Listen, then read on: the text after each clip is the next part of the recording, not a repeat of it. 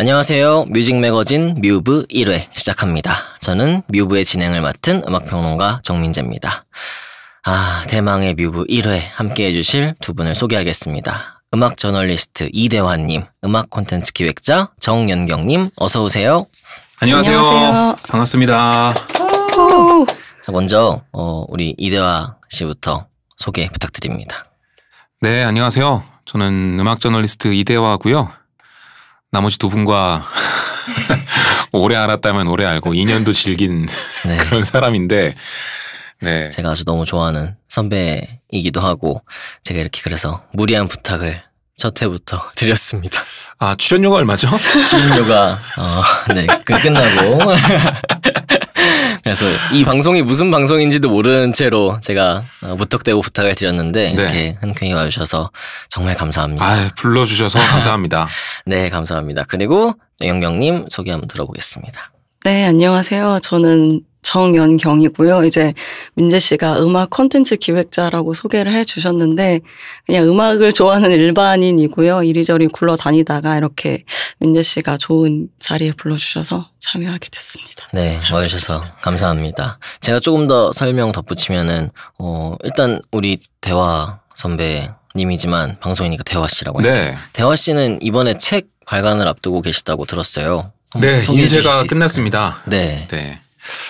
또 이렇게 감사하게도 판을 깔아주셔서 너무 감사하고요. 네. 근데 이 방송이 나갈 때 시중에 나와 있는지 모르겠어요. 인쇄는 끝났는데 댄스 뮤직 아카이브라는 책이고요. 한글로도 영어로도 검색이 됩니다. 이미 서점에 등록은 돼 있고 2010년대 우리나라 언더그라운드 댄스 씬의 핵심 당사자들 53명을 인터뷰해서 아카이브 책으로 묶었습니다. 와, 진짜 아카이브네요. 그렇죠. 질문도 이렇게 토론하자는 식으로 혹은 뭐 감성적으로 이렇게 하지 않았고 철저히 기록이라는 생각으로 약간 바이오그래피, 뭐 계기가 무엇이었냐, 왜 이렇게 했느냐 그런 팩트 위주로 인터뷰를 담았고요. 네, 제가 개인적으로 댄스 음악 그리고 언더그라운드 댄스 음악을 너무 좋아해서 그걸 기록으로 남기고 싶었고 재밌게도 2010년대에 집중한 책입니다. 그러니까 이전 얘기도 하다 보니까 나오는데 그런 거 있잖아요. 나중에 보면 당사자가 당대에 발언한 게 되게 가치가 높잖아요. 그렇죠. 인용하기도 참 좋고 그래서 이런 거 없나 하다가 이제 제가 한번 만들어 봤는데 그래서 그런 인터뷰 아카이브 책이 곧 나옵니다. 여러분 관심 가져주시기 바랍니다. 바로 구매하겠습니다. 제가 드리겠습니다. 여러분들에게는 제가 드리겠습니다. 댄스 뮤직 아카이브.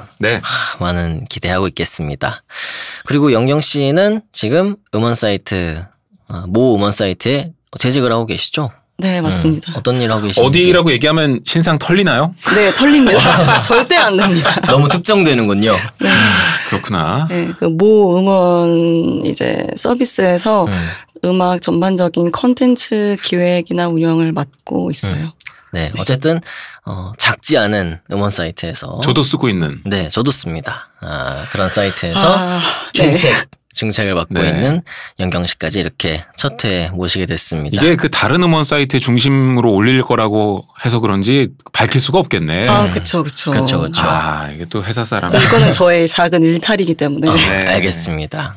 어쨌든 이렇게 든든한 두 분과 1회를 함께 하게 됐고, 우리는 지금 여기서 현장에서 못 들었지만 오프닝으로 나간 음악이 있어요. 오프닝 음악은 밴드 나상현 씨 밴드 나상현 씨가 만들어주셨습니다. 야, 이거 나 그냥 아는 사람이 초대해서 와가지고 솔직히 규모가 이 정도 될 줄 몰랐는데. 야, 멋있어 보이는데. 진짜. 제가 또 무리한 부탁을 뻔뻔하게 잘하는 타입이라서 그래서 이런 분들하고 해야 돼요. 그러니까요. 이 뒤 숨어가지고 우리는 잘 뽑아 먹어요. 꿀 빨아야 돼요. 그러니까. 네, 제가 무턱대고 전화해서 부탁드렸는데 멋진 곡을 해주셔서 멋진 오프닝 함께하게 됐습니다. 나상현 씨 감사합니다. 감사 말씀드립니다. 그래서 저희 방송은 매주 금요일에 업로드 되고요. 방송 시간과 자세한 것들은 또 차차 공지드리는 걸로. 그래서 팟빵과 스포티파이와 뭐 애플 팟캐스트, 네이버 오디오 클립 등등에서 들으실 수 있습니다. 특히 이제 스포티파이에서는 음악을 같이 들을 수 있으니까요. 스포티파이에서 함께 하시면은 음악을 이 내용과 같이 들으실 수 있다는 거 알려드리면서 저희 뮤브는 어떤 방송이냐면은 요즘에 워낙 음악도 많이 나오고 뭐 음악 뉴스도 많고 하다 보니 이런 걸 좀 정리해서 전달드리면 좋겠다. 그래서 이 아티스트와 이 듣는 사람을 이어주는 연결하는 뮤직 브릿지라는 이름의 뜻도 있고요. 어떤 약간 움직임을 만들어보자 음악 안에서. 그래서 뮤직 무브먼트라는 뜻도 있는. 될까요? 붙이는 거죠. 염원하는 무브먼트를 염원하는 그런 방송이라고 할 수 있겠는데, 그래서 매주 이 첫 시간에는 한 주의 음악 뉴스 그리고 신보를 전해드리려고 해요. 그래서 이 코너 제목을 뮤직이라고 붙였거든요. 네. 뉴스와 뮤직. 그래서 첫 회라서 오늘은 2023년 상반기 결산을 좀 먼저 해보려고 하는데 올해 상반기 뉴스를 한번 정리해보려고 해요. 대화 씨부터 준비하신 내용 전해주시죠. 네, 저는 폐기구 소식 상반기의 뉴스 중 하나로 제가 네. 꼽아봤습니다. 간단히 말씀드리면 폐기구의 나나나라는 싱글이 현재 영국 스포티파이에서 꾸준히 상위권에 5위권 정도에 올라있고 영국 오피셜 싱글 차트에도 심지어 5위까지 올랐습니다. 저는 이게 대단한 사건이라고 생각하는데요. 네. 지금 폐기구는 한국 홍보에 전혀 관심이 없는지 보도자료를 돌리지 않는 것 같고 정말 안 나왔더라고요. 기사가 전혀 없습니다만 네. 저희는 기사가 안 난다고 중요도를 판단하는 사람들은 아니잖아요. 그렇죠. 네. 저는 굉장히 중요한 뉴스라고 생각하는데 첫 번째로 아이돌 말고 한국에 음악하는 사람들이 특히 인디나 언더그라운드 쪽에 있는 사람들이 해외에서도 그동안 꽤 화제가 됐었죠. 네. 뭐 SXSW 같은 데 가서 공연하기도 하고 뭐 페스티벌 공연하기도 하고 매거진 인터뷰도 하고 꽤 핫하게 조명받았습니다만 네. 주류 차트 상위권에 올라본 적은 없단 말이죠. 맞아요.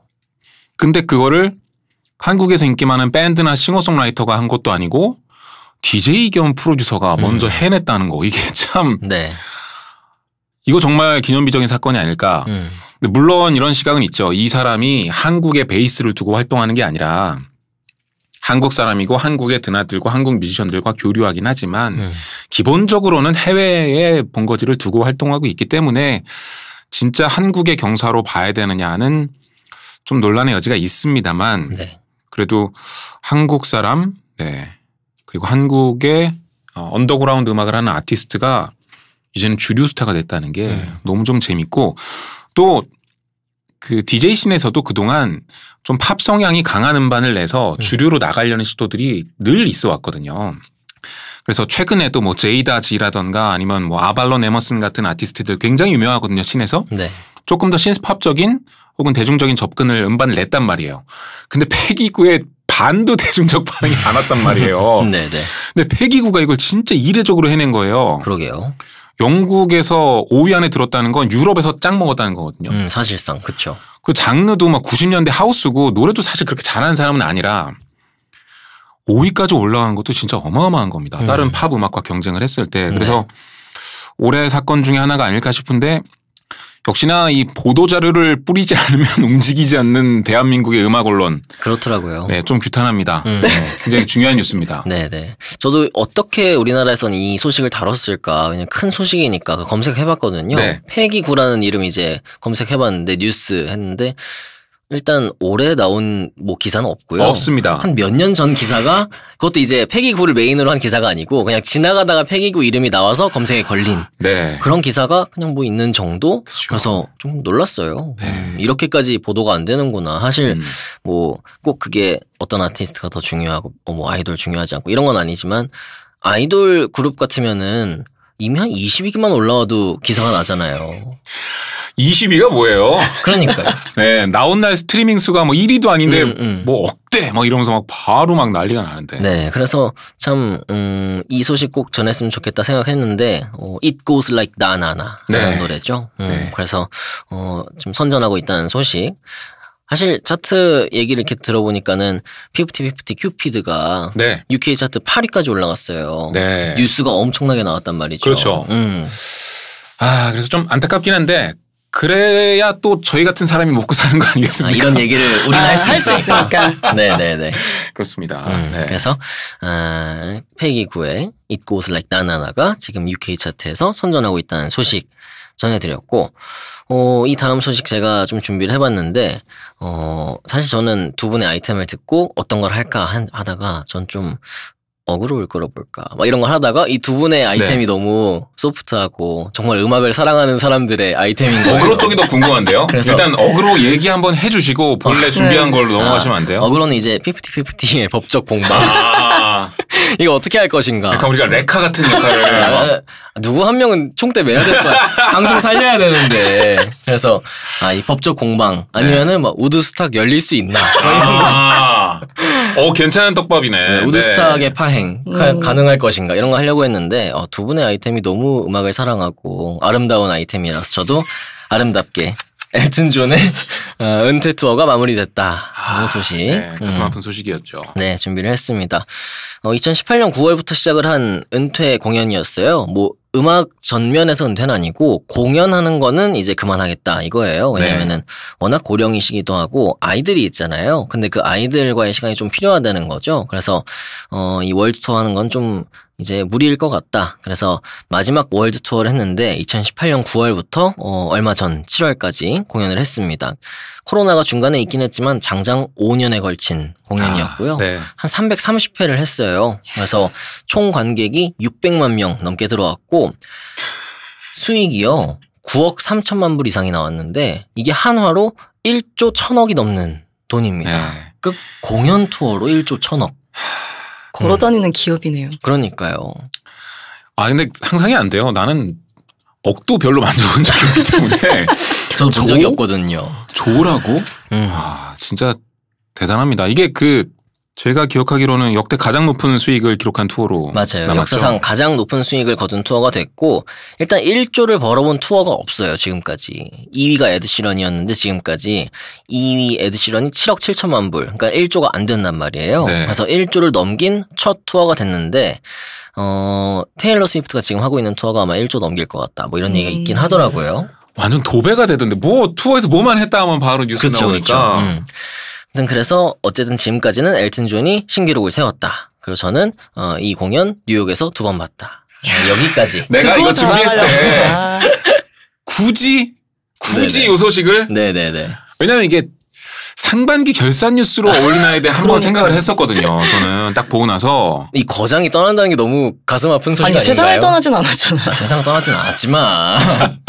그럼 얘기 꺼낸 김에 뉴욕 본 얘기도 좀 해주세요. 뉴욕에서 2번 작년에 봤는데 와 저는 공연하면서 그렇게 인사 많이 하는 사람 처음 봤습니다. 그래서 좀 그 측면에서 감동받았어요. 왜냐면 이 사람 굉장히 거장이고 오랜 활동한 사람인데도 뭐 물론 이제 마지막 공연이라는 의미가 있어서 더 그랬는지 모르겠지만 한 곡 끝날 때마다 일어나서 인사하더라고요. 뭐 감사했다. 그러면서 마지막 그 멘트에서는 이게 내 마지막 뉴욕 공연인데 뉴욕 시민들 덕분에 너무나 행복해 이런 감사의 멘트를 쫙 하는데 저는 진짜 해외 가수 공연 보면서 그렇게 감동받았던 건 처음인 것 같아요.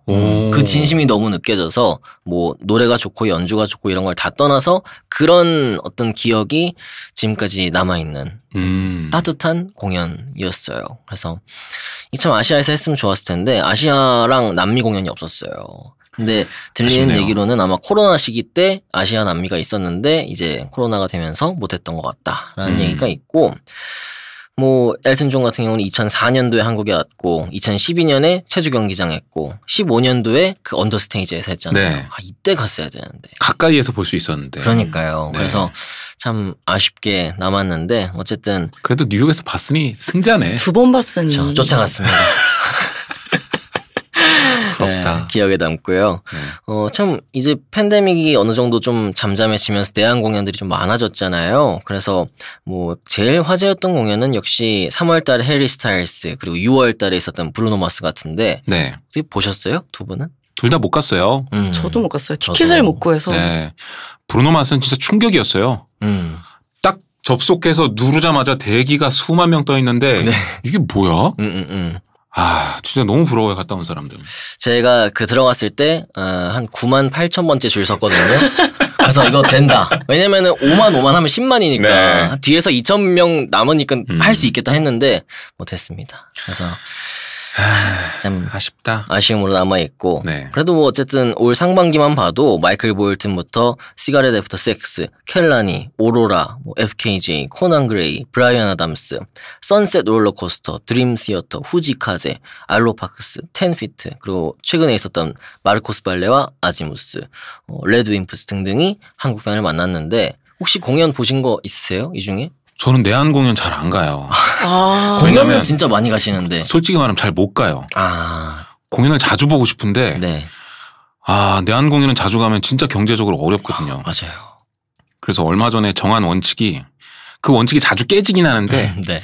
웬만하면 5만 원대 이하로 가자. 공연은. 네, 안 그러면 제가 자주 못 갈 것 같아요.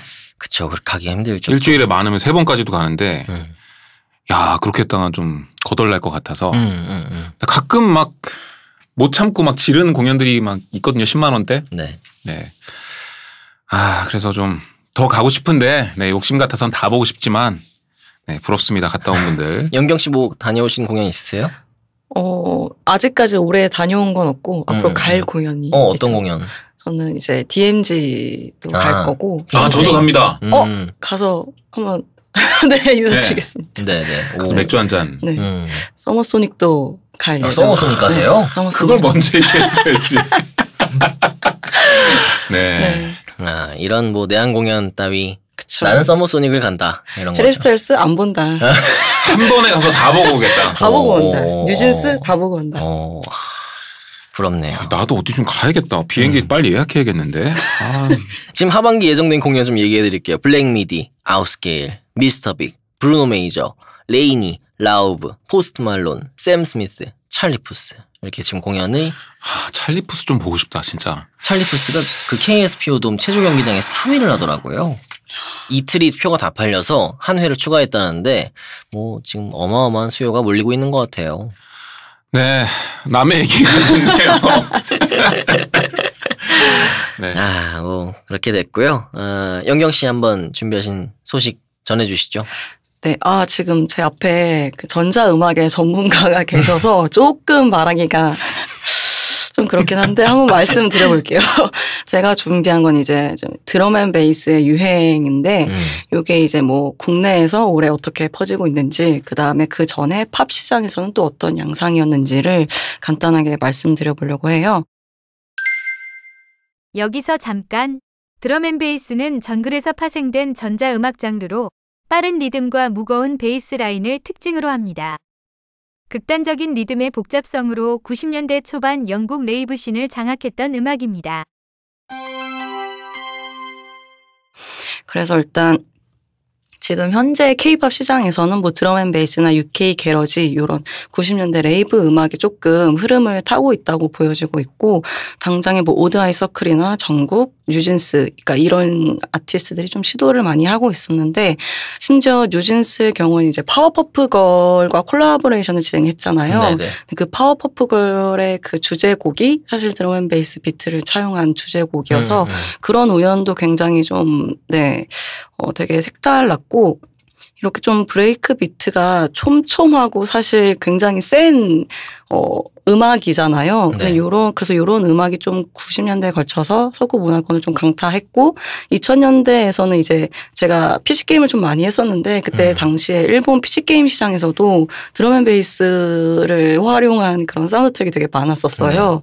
그러면은 요 최근에 메인스트림에서의 이런 드럼앤베이스 움직임을 좀 살펴보면 사실 2020년, 2021년대에도 요런 움직임이 있었어요. 대표적으로 좀 저스틴 비버의 고스트라는 곡이 네. 아예 드럼앤베이스 트랙은 아닌데 그 비트에서 좀 영감을 받은 그런 곡이었고 당장 작년에 이제 알렉산더 23라는 아티스트의 Hate Me If It Helps라는 곡이 있는데 요것도 드럼앤베이스 트랙은 아니에요. 근데 딱 그 2절 코러스 들어갈 때 드럼앤베이스 비트가 딱 나오면서 시작을 하거든요. 네. 그래서 이런 거 살펴보면 이제 아티스트들이 드럼앤베이스가 좀 메인스트림에서 유행을 하겠다라는 걸 어느 정도 감지를 하고 음악적 소스로 좀 활용을 한 것 같더라고요. 그리고 사실 드럼앤베이스 이 기사를 준비하면서 제가 가장 말씀을 드리고 싶었던 건 사실 드럼앤베이스가 2020년대에 갑자기 유행을 시작한 건 아니죠. 사실 그 전에 퓨처베이스라는 이름으로 계속 메인스트림에서 인기가 있었고 네. 그 중에서도 이제 플룸이라는 프로듀서의 이제 더 디퍼런스가 완전히 이제 그 드럼앤베이스의 좀 장르적인 특성을 완전히 갖고 간 트랙이라고 생각을 하고 이런 퓨처베이스라는 이름으로 메인스트림에서도 굉장히 히트를 이미 했었고 서브컬처에서도 카와이 퓨처베이스라는 오타쿠 기질의 일본 문화가 조금 곁들여진 그런 음악들이 유행을 했어서 사실 퓨처베이스가 2020년대 혹은 올해 유행을 시작했다라고 하는 건 조금 틀린 말인 것 같고 정확히는 이제 EDM의 하락세와 더불어서 이렇게 그 시기가 맞물리면서 가장 살 길을 빠르게 찾아나간 장르가 드럼앤베이스가 아니었나라고 개인적으로 이렇게 생각을 하고 그런 분석을 했군요. 네. 살 길을 찾았다 좋은 표현인 것 같은데. 왜냐하면 이제 그 마시멜로우도 지금은 되게 팝 시장에 대한 열망이 굉장히 많고 그런 활동들을 하고 있는데 이제 조이타임 시리즈에서는 퓨처베이스 굉장히 강렬한 퓨처베이스 음악을 계속 유지하고 있었어서 좀 이런 식의 변형을 좀 계속 거치다 보니까 이제 2023년에 당도에서 좀 전반적인 K-팝 메인스트림의 두각을 나타낸 건 아닌가 이런 생각을 그래서 했습니다. 이제 K-팝에도 그 흐름이 좀 반영이 됐다. 그쵸. 이렇게 보시는 거군요. 그렇죠. 어떻게 이 분석에 네. 대해서 생각하시나요? 훌륭한 분석이죠. 네. 저는 제가 이 아이템을 준비한다고 하길래 그래서 잘 됐다. 왜냐면은 대화 선배가 오시니까 한번 이거에 대한 얘기도 할 수 있을 것 같고 그래서 네. 좋은 주제라는 생각을 했거든요. 네, 잘 들었습니다. 저 걱정을 너무 많이 했거든요. 내가 너무 틀린 분석이면 어떡하지? 틀린 분석이 어디 있어요? 내 피셜이면 어떡하지? 이런. 그래도 뭐 어쨌든 음악을 계속 관찰하고 있는 사람이니까 거의 뇌피셜이어도 어쨌든 현실에 입각한 그쵸. 뇌피셜이기 때문에 분석이 되는 거죠. 사례를 굉장히 많이 찾아봤죠. 잘 들었습니다. 자, 오늘 이런 팟캐스트나 라디오가 처음이라고 했죠? 네네. 예전에 해봤는데요. 네. 예전에 했던 거를 이제 그거 안 치는 숨기는 건가? 겁니다. 네. 이럴 그거는 수가. 내 아마 경력이다. 그걸 혹시 민재 씨랑 했나요? 저는 안 했고요. 이제 다른 후배들이랑 할 때 했었다는데 제발 그때 잊어주시길 바라요. 정말. 누가 검색하지 않았으면 좋겠다. 그런 얘기를 항상 여러분, 했거든요. 뭐라고 검색하면 나와요? 절대 저도 모르겠어요. 저도 잘 모르겠어요. 선택적 기억 삭제. 정연경이니까 검색하면 나옵니다. 어떻게든 나오겠죠. 뭐. 그래서 들어보시면 이때는 술을 먹었었나? 그런 생각. 음주 방송. 거의 그 정도의 어떤 올라와 있는. 네. 근데 오늘 잘 들었습니다. 자, 노래 한 곡 듣고 다음 소식 넘어가 볼 텐데요. 좋은 소식이었으니까 패기구의 노래 들으면 어떨까 싶어요. 네, 좋습니다. 패기구의 It Goes Like 나나나. 패기구의 It Goes Like 나나나 UK 차트에서 선전하고 있다는 소식 들려드리면서 노래도 함께 전해드렸습니다. 자, 이번에는 저희 상반기 추천곡 한번 들어보려고 준비를 부탁드렸는데 먼저 상반기 기억에 남는 싱글, 노래부터 얘기해 볼 건데요. 이번엔 민재 씨 먼저인 것 같은데? 저부터네요. 네. 작가님이 저부터 해주셨군요. 이거 누가 썼어? 이거 작가가. 장기해, 해는 뭐야?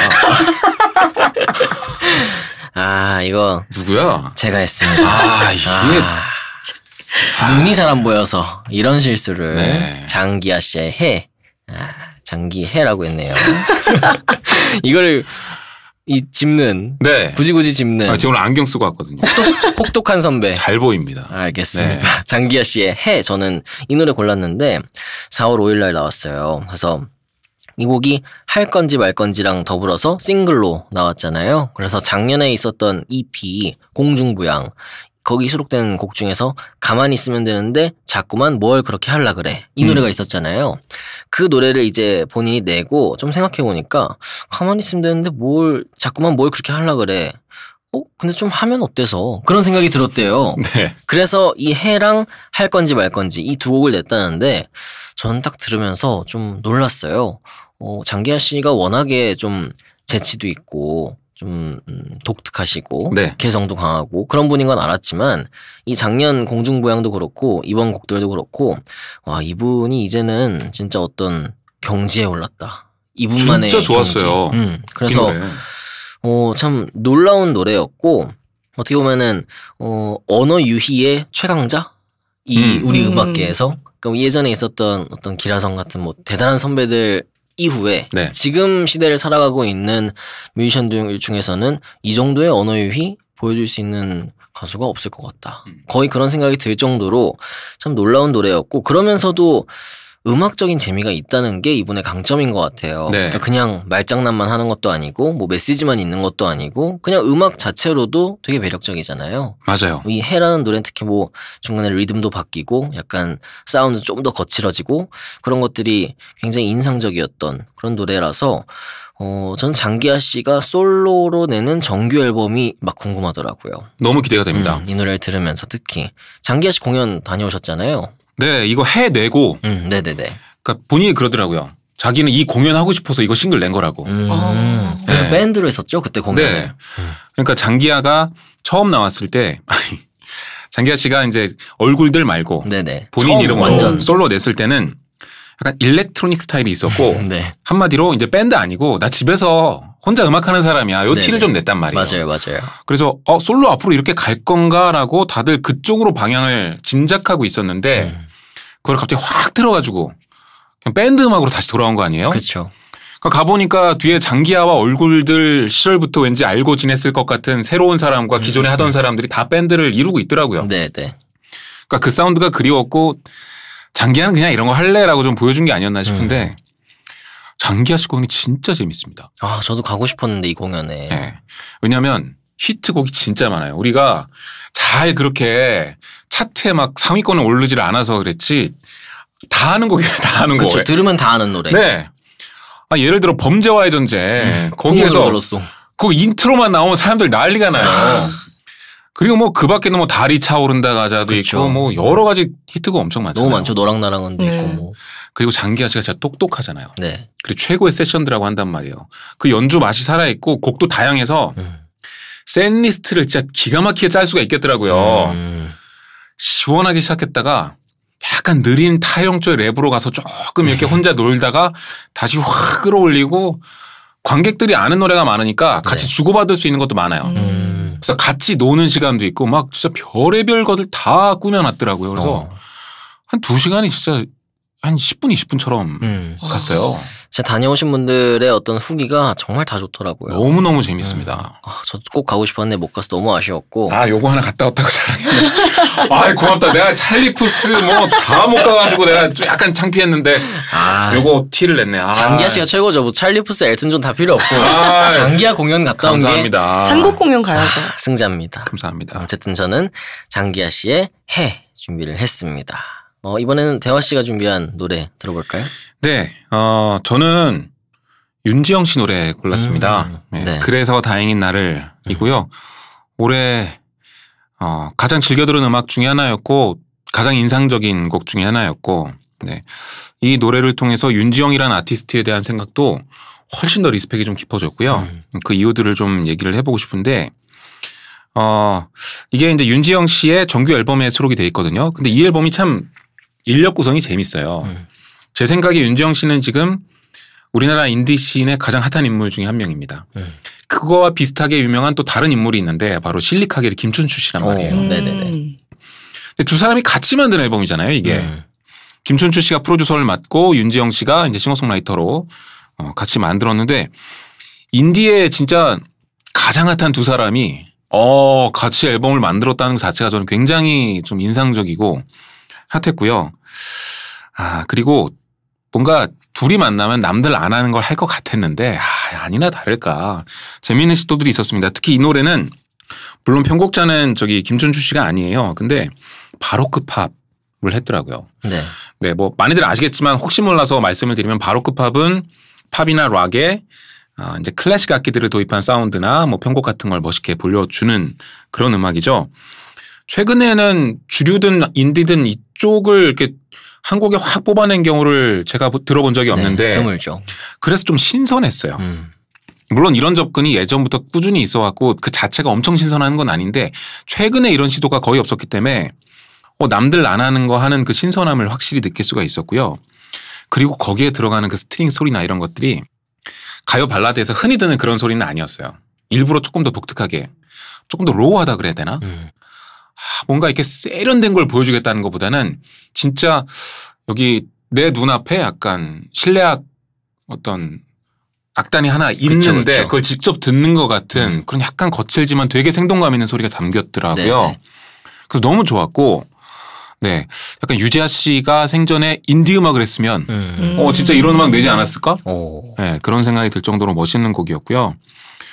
그리고 다들 아시겠지만 음악팬들 윤지영 씨 막 요즘 유튜브에서 막 조회수 270만에 막 찍고 그러는 핫한 사람인데 갑자기 슈게이징 하겠다고 TRPP에서 부캐 만들어서 나오고 그러니까요.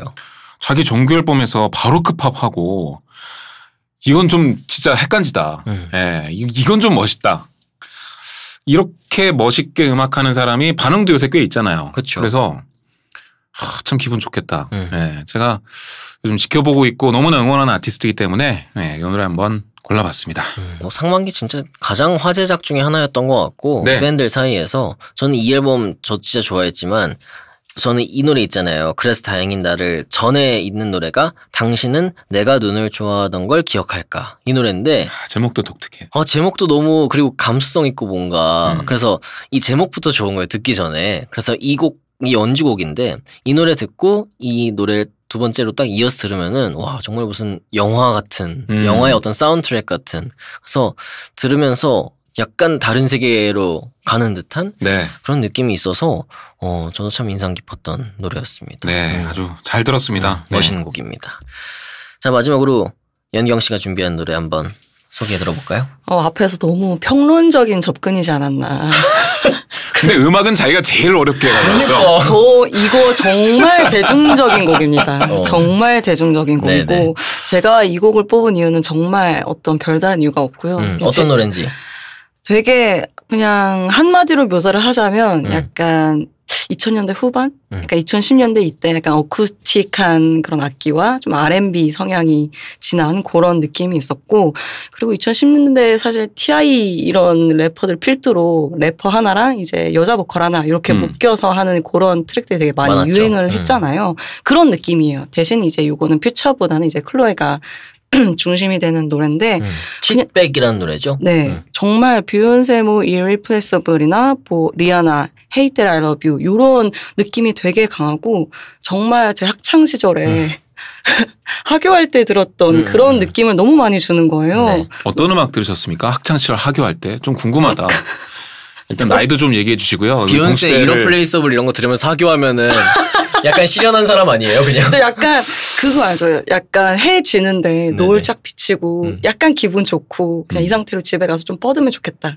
요런 느낌을 주는 낭만이 있네. 네, 너무 멜로디가 너무 좋아요. 멜로디가 정말 밝고 건강한 그런 느낌이라서 이 노래 정말 잘 들었습니다. 네. 클로에와 퓨처의 칫백. 네. 약간 우리나라도 이런 음악 참 좋아했던 것 같아요, 진짜로. 뭐 싸이월드 시절에. 그쵸. 막 헤이 때 라이러브 이런 것도 완전 싸이월드 히트곡이잖아요. 배경음악으로 약간 감성 있고. 난 싸이월드도 잘 안 했어가지고. 세이클럽 하셨나요? 아니 싸이월드를 해도 꼭 그때는 진짜 완전 락돌이어가지고 막 롤링스톤즈 막 올라가고 그랬어요 저는. 박문저스 막 영 아니에요? 아니 거의 영이었어. 왜냐면 난 사진을 안 좋아해서 네네. 사진 보러 가는 거잖아요. 싸이월드. 그쵸. 디카 열풍이어가지고. 방명록 안 남기셨어요?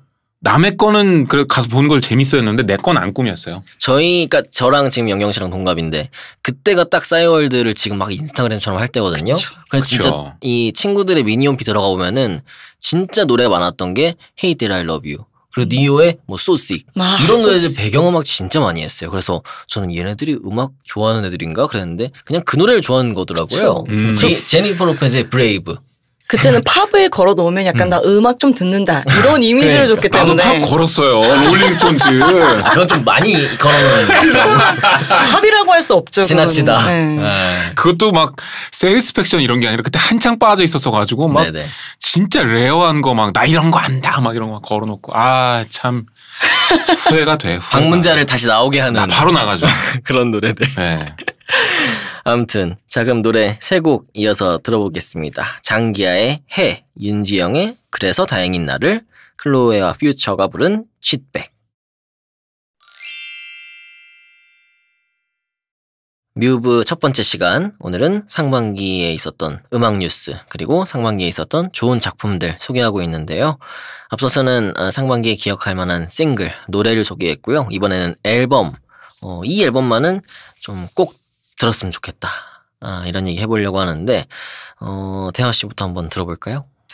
이번엔 연경 씨부터 가는 게 어때요? 좋습니다. 이 앨범을 첫 번째로요? 네네. 네, 어때요? 네, 알겠습니다. 연경 씨의 캐릭터가 보이는 앨범인 것 같아요. 약간. 네. 약간 힙한 거 좋아하는. 네, 약간 힙스터병 있어가지고. 네. 본인을 그렇게 소개하다니. 네, 궁금해요. 100 Gecks라는 듀오 일렉트로 듀오 뮤지션의 1000 Gecks라는 앨범이에요. 이게 사실 하이퍼팝이라고들 하죠. 저는 이 하이퍼팝을 되게 안 좋아했어요. 네. 왜냐면 귀가 너무 아팠고 무슨 음악인지도 모르겠고 막 평단에서 막 야, 소피 너무 앨범 멋있다라고 하는데 막상 제 귀에는 어떻게 들어야 될지 몰랐던 그런 장르 중에 하나였어요. 네. 그래서 그 중에 하나도 100 Gecks도 이제 그 중에 하나였는데 올해 나온 이후 앨범이 굉장히 하이퍼팝의 진입 장벽을 무너뜨렸다라고 생각이 들더라고요. 이게 왜냐면 저는 이제 되게 팝 멜로디의 패턴을 굉장히 중요시 하는데 굉장히 그냥 모든 사람이 들었을 때 이게 이런 멜로디구나라고 패턴을 인식할 수 있고 충분히 즐길 수 있는 팝 멜로디가 굉장히 가득했고 그리고 약간 하이퍼팝의 가장 즐기기 힘든 면 중에 하나인 막 시끄러운 전자음 요런 튀는 이런 음들이 많이 줄고 그 사이로 약간 저희 대중음악 그다음 대중적인 록 이런 사운드들이 되게 많이 들어갔더라고요. 네. 심지어 뭐 빌리 노우스 제이미라는 노래가 있는데 요거는 랩메탈 좋아하시면 정말 좋아할 것 같은 트랙이고 네. 757이라는 노래 제가 제일 좋아하는 노래예요. 요게 하이퍼팝의 핵심적인 요소가 있는데 거기 이제 팝 멜로디도 있고 정말 그냥 들었을 때 좋다라고 그냥 바로 나올 수 있는 그런 곡이라서 뭐 말씀드렸던 곡 외에도 되게 뭐 펑크나 뭐 댄스로 이런 굉장히 쉽게 즐길 수 있을 만한 요소들이 많은 앨범이어서 굉장히 잘 들었고 하이퍼팝을 좀 대중음악에 성공적으로 이식했다고 저는 생각이 들어요. 네. 왜냐면 그전까지 찰리 XCX도 사실 대중음악을 하는 싱어송라이터잖아요. 근데 그 찰리 XCX의 부름부름 앨범도 저는 되게 잘 못 들었어요. 어려울 수 있죠. 되게 어려웠어요. 맞아요. 정말 어려웠는데 오늘 말씀드린 이 앨범은 어렵지 않았어요. 맞아요. 하이퍼팝의 핵심적인 요소라고 했는데 하이퍼팝의 핵심적인 요소를 어떻게 생각하세요? 되게 날카로운 질문 하시네요. 아니 그래서 그게 준비되지 뭘까? 않은. 궁금해서. 이게 난 것이지. 이게 팟캐스트야.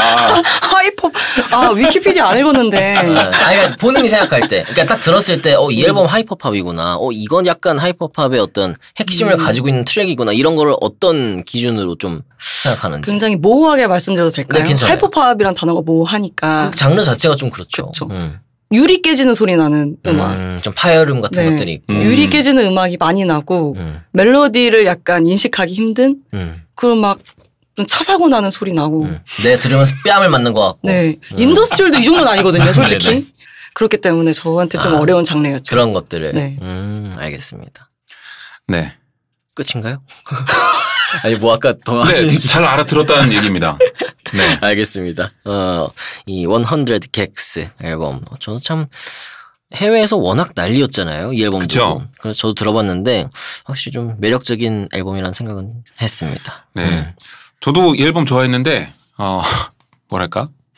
얘네 무슨 생각하면서 살까? 뭐 그런 거 있죠. 문득 궁금해지는 듣고 있으면. 쟤네 일상생활의 모습은 어떨까? 너무 어디로 튈지 모르는 음악이어서. 그렇죠. 아무 맥락이 없기 때문에 되게 즐겁게 듣는 퓨전 음악이잖아요. 네.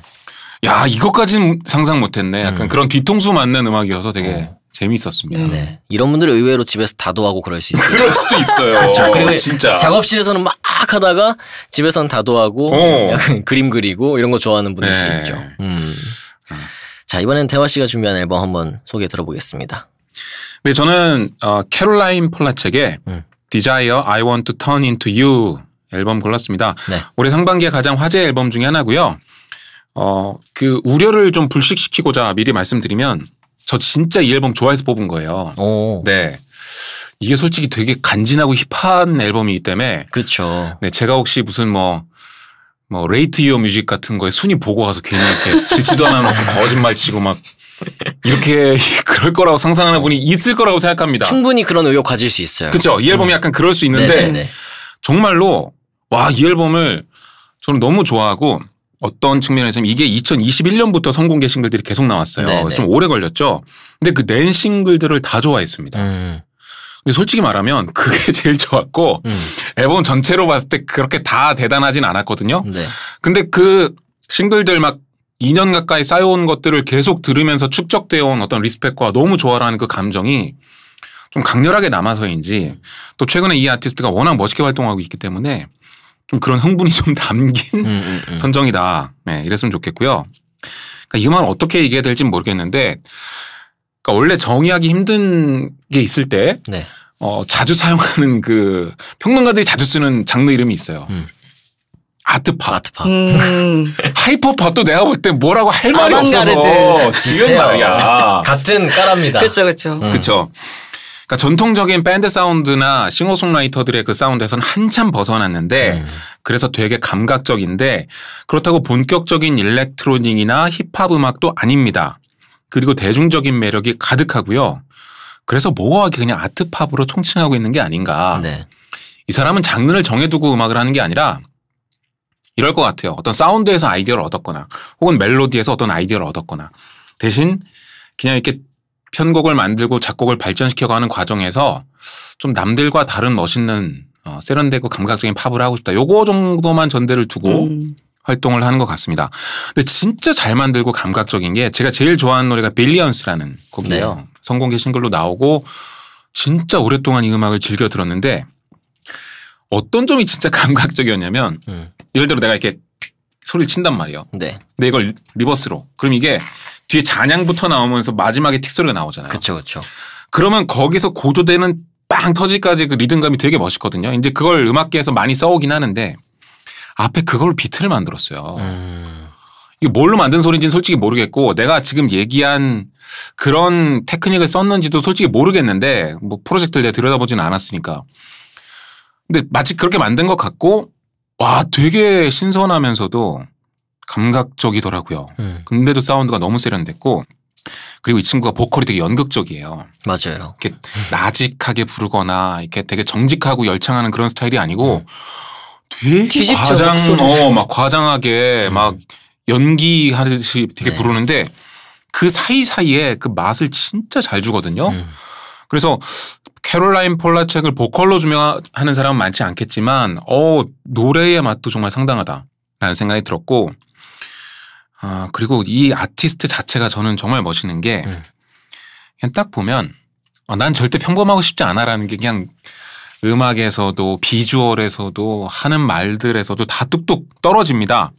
예. 그런데 그렇지만 나는 보편적인 호소력도 갖고 싶고 사람들과 소통하고 싶어 라는 마음도 딱 보이거든요. 네. 근데 그런 균형점을 가진 사람들이 너무 멋있게 활동하니까 진짜 아티스트로서 너무 멋있고 리스펙하게 되고 예, 되게 좋습니다. 옷도 진짜 화려하고 정말 독특하게 입잖아요. 그렇죠. 그러니까 레이디 가가랑은 좀 다르게 독특하게 멋있게 입는데 캐롤라인 폴라첵은 제 생각에 그 스타일을 크게 두 종류로 나눈다면 이렇게 친근한 사람이 있고 유재석 같은 사람. 네네. 어떤 사람은 범접을 못 하겠어. 너무 힙해. 와, 진짜 뭐야 저 사람. 네. 근데 약간 그쪽이긴 해요. 근데 제가 그쪽이 그렇게 좋아하진 않는데 평소에. 평소에 좀 친근한 사람 좋아하는 스타일이거든요. 네네. 근데 너무 멋있으니까 홀딱 빠져가지고 제가 캐롤라인 폴라첵 엄청난 팬이 됐습니다. 뭐 피치포크에서 이번 앨범 수록곡 버니 이즈 라이더를 올해의 노래로 꼽기도 했었고요. 그리고 아까 하이퍼팝 잠깐 얘기했는데 또 힙한 사람들이 하이퍼팝 좋아하잖아요 요새. 그러니까요. 하이퍼팝의 그 어떤 거장들이라고 해야 되나? 네, 뭐 데니엘 할 같은 아티스트, 뭐 그 프로듀서들이 많은 뭐 PC 뮤직 계열의 막 이렇게 아티스트들하고 작업을 하는데 핫하잖아요. 벌써 핫해. 그니까요. 핫해. 나 너무 좋아한다 이 아티스트. 넘어가죠. 근데 이 앨범 자체가 진짜 음악 팬들이 얘기를 많이 했고 제 주변에도 뭐 다 이 앨범 챙기라는 얘기를 하는 네. 거예요. 저 솔직히 얘기하면 딱 들었을 때 첫 곡이 웰컴 투 마이 아일랜드. 네. 딱 인트로부터 귀곡산장이잖아요. 저 그래서 껐어요. 이거 나중에 들어야겠다 이러고 너무 버거운 거예요. 거기서부터 이미. 그래서 그리고 이제 약간 반감이 있었어요. 또 사람들이 너무 이걸 좋아하고 이거에 대한 막 그 하이프가 너무 올라가 있으니까. 네. 근데 딱 인트로부터 귀곡산장이고 이래서 나중에 들어야겠다 이랬는데 나중에 들어봤더니 와 음악 진짜 멋있더라고요. 정말 실력 있는 것 같아요. 네. 너무 스타일리시하고 음악 자체가 약간 호화스러운 팝 음악. 맞아요. 네. 네. 그래서 들으면서 저도 이 앨범은 진짜 오랫동안 기억 남을 것 같다. 그런 네. 생각을 했던 앨범이었습니다. 그렇습니다. 마지막으로 제가 준비한 앨범인데요. 저는 한국 앨범 준비했어요. 이승윤 씨의 2집 꿈에 거쳐라는 앨범. 우리 공연 같이 봤잖아요. 이승윤 씨. 나란히 앉아서 봤거든요. 옆에 앉았어. 아니 오시는지 몰랐고 서로 몰랐는데 딱 앉았는데 이래가지고 선배님. 그래서 너무 반갑게 공연 같이 봤었는데 네. 1월 달에 나온 앨범이었어요. 그래서 이게 1년 2개월 만에 나온 앨범이었고 저는 솔직히 이승윤 씨의 예전 작품들을 생각해보면 조금씩 저는 아쉬운 것들이 있었던 것 같아요. 왜냐면은 어떤 곡은 멜로디는 되게 좋은데 가사가 좀 어렵다거나 약간 표현 자체가 난해하다거나 네. 아니면은 썩 좋은 말은 아니지만 가사에 야마가 없다? 그러니까 무슨 말을 하려고 그러는지 잘 모르겠는 가사. 우리 라디오에서 할 수 없는 얘기 아닙니까? 너무 편안하지 않나요? 좋은데. 근데 네. 야마가 없다는 말 외에는 설명이 잘 안 돼. 근데 그런 가사가 있다거나 아니면은 음악 자체가 조금 어렵다. 그런 곡들이 많았던 것 같은데 특히 저는 1집이 약간 너무 의욕이 넘친 앨범이 아니었나. 그러니까 음악 자체는 좋지만 참 와닿는 거는 그만큼 있지 않았던. 그래서 좀 아쉬운 것들이 있었는데 2집을 들으면서 좀 굉장히 많이 좋아졌다. 1집이나 이전 작품들에 비해서 그러니까 본인의 색깔이나 개성이나 이런 것들은 잘 가져가면서 또 대중과 만날 수 있는 어떤 여지들은 충분히 만들어 놓은 네. 그런 앨범이었어요. 그래서 뭐 굉장히 캐치하고 또 매끈하면서도 가사가 근데 여전히 이제 본인만의 스타일은 있지만 그렇다고 해서 이게 무슨 말이지? 이런 가사는 또 없는 거예요. 그래서 그런 점에서 참 좋았고 이분이 진짜 말을 가지고 어떤 노는 거 이런 걸 참 좋아하시는 것 같아요. 그래서 말로장생 같은 노래 들어오면은 그 특유의 말 맛이 좀 느껴지는. 그래서 말로장생이 뭐야? 근데 그 말이라는 건 한 번 뱉으면 그냥 계속 가잖아요. 그거에 대한 어떤 경고, 이 위험성을 좀 얘기하는 그런 노래고 뭐 누구 이런 노래는 약간 디스코 스타일. 그리고 야생마. 잠비나이의 그 이희루 씨랑 같이 한 이 노래는 또 굉장히 질주감이 느껴지고 비싼 숙취라는 노래도 참 들으면서 저는 항상 생각하거든요. 숙취라는 건 참 값비싼. 그렇죠. 그리고 참 뼈아픈 그런 경험이니까. 네, 나이 들수록 더 느낍니다. 네네. 그래서 제가 제일 느낄 거예요 아마. 그래서 이런 노래도 참 재밌었고 뭐 한모금의 노래, 애칭 이런 노래 참 사랑스러웠고 그래서 저는 락 음악 분야에서 이 정도의 앨범을 싱어송라이터로서 만드는 거는 참 쉽지 않은 일이다. 그래서 올해 어떤 문제작으로 생각을 하고 있고요. 조희원 씨랑 같이 이제 작업을 했는데 조희원 씨가 프로듀싱으로 이 두 분의 어떤 하모니 그런 호흡도 굉장히 좋았다는 생각이 들었어요. 그래서 뭐 그때 공연도 같이 봤지만 네. 공연의 에너지도 정말 어마어마했잖아요. 그렇죠. 정말 열심히 준비했더라고요. 네. 그리고 막 보면서 그 열기와 이 사람의 어떤 그런 뭐랄까 욕심 이런 것들이 막 느껴지는. 그렇죠. 그때 공연 보면서 느꼈던 건 저는 공연장 풍경이 어땠냐면 앞에서는 락을 하고 있습니다. 그렇죠. 근데 관객들은 응원봉을 들고 있어요. 근데 저는 그게 되게 멋진 가능성으로 보였거든요. 네. 우리나라에서 좀 소신 있고 고집스럽게 저렇게 모던 락하고 하고 싶은 음악 하는 사람들이 이런 엄청난 팬덤을 갖고 있으면 더 뻗어나갈 수 있겠구나. 그러니까요. 좀 그렇게 잘 됐으면 좋겠다. 음악적으로는 진짜 자기가 하고 싶은 음악들을 막 하고 재밌게 하고 열심히 하고 또 작품도 괜찮게 나오는데 네. 팬들도 이거를 잘 받쳐주고 있어요. 맞아요. 그래서 저는 승윤 씨한테 앞으로 약간 바라는 점, 이분이 더 뻗어나가기 위해서 한 곡의 킬링 트랙이 이제 있어야 되는 타이밍이다. 그런 생각이 들더라고요. 그래서 이승윤이라는 사람 누군지 다 알고 음악 잘하는 것도 충분히 증명이 됐고 그러니까 좀 대중적으로 이승윤 했을 때 떠오르는 대표곡이 생긴다면은 이분은 정말 천하무적으로 뻗어나갈 수 있을 것 같다는 생각이 들어요. 가능성이 많죠. 지금 그런 상태인 것 같아요. 딱 네. 모든 준비가 딱 끝난 상태. 그래서 상반기에 있었던 이승윤 씨의 꿈에 거쳐를 마지막 전 추천 앨범으로 준비를 했습니다. 자, 노래 두 곡을 듣고 와서 좀 인사 나눌 건데 캐롤라인 폴라책 앨범 중에서 빌리언스 들을까요? 그럼? 네, 빌리언스. 네, 그럼 캐롤라인 폴라책 앨범 중에서 빌리언스 듣고 100 개엑스의 이거 어떻게 읽어야 돼요? 세븐. 저는 그냥 757이라고요. 757. 그렇게 있죠 뭐. 더 1975처럼. 네, 그쵸. 100 개엑스의 757 듣고 오겠습니다.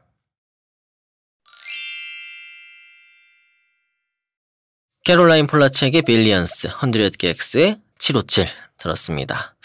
자, 뮤브 1회 이렇게 마무리를 하게 되는데요. 사실 저희가 어쨌든 음악 매거진과 계속해서 밀접하게 연을 맺으면서 활동을 해왔잖아요. 네. 이 뮤브라는 게 방송이지만 매거진의 형태처럼 꾸리고 싶다 해서 만든 거였거든요. 어떻게 해야 좀 이 뮤브 계속해서 폐가 나지 않고 갈 수 있을 거라고 생각하시나요? 폐간이 1회부터 폐간 얘기 좀 그렇지만. 글쎄요, 저는 다음 회차에 이제 안 나올 사람으로서 네네. 뭐 이래라 저래라 할 수 없는 입장이라 오히려 편하게 이래라 저래라 하고 가시면 됩니다. 일단 걱정이 됩니다.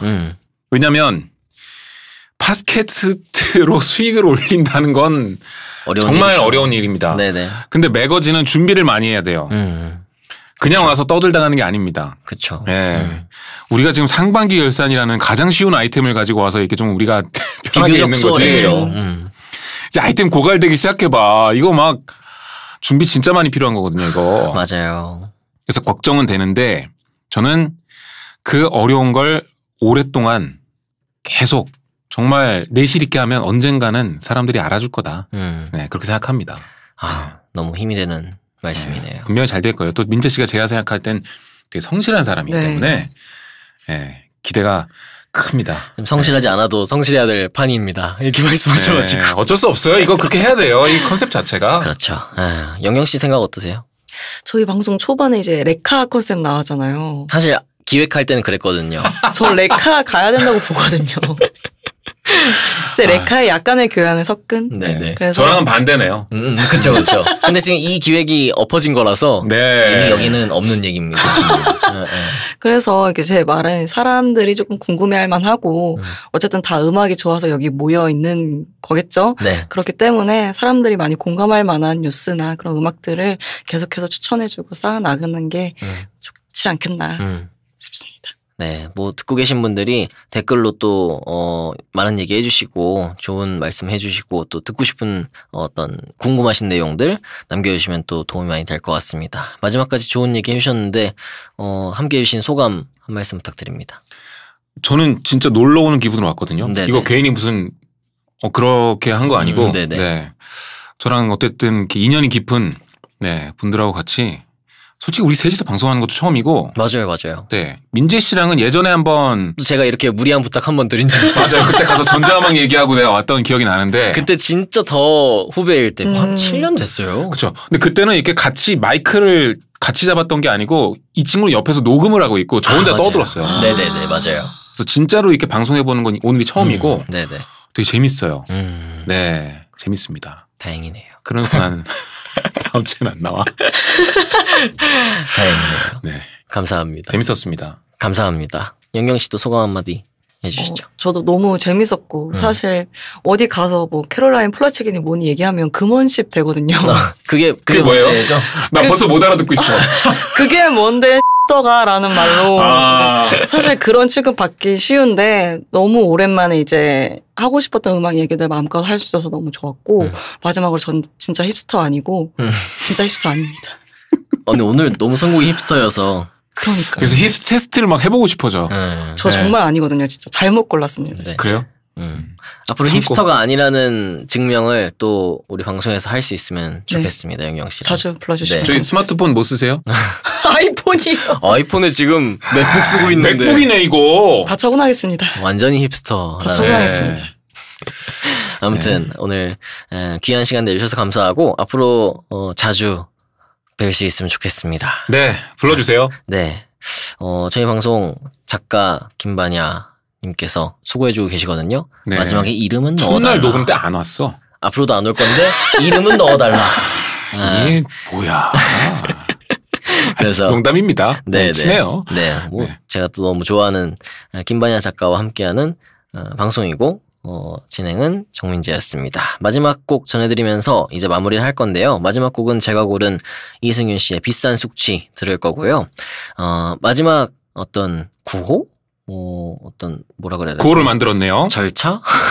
이런 것과 함께 네. 인사를 드리려고 합니다. 제가 건강한 음악생활 하면은 오늘도 뮤브하세요 하면서 끝내면 되겠습니다. 네.